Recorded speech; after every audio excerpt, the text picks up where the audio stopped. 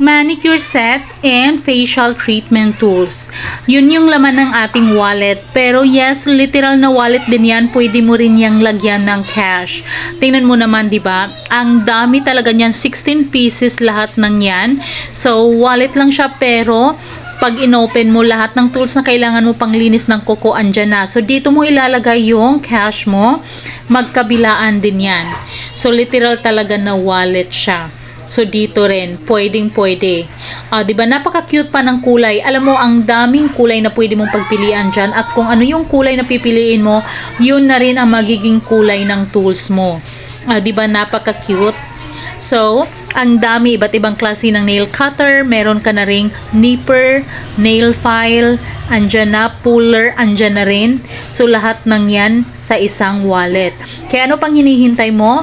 Habang ito ay naka-promo, imaginein mo 100 plus lang meron ka na lahat ng yan. I-click mo na yung yellow basket para maka-order ka. Bilis lang ng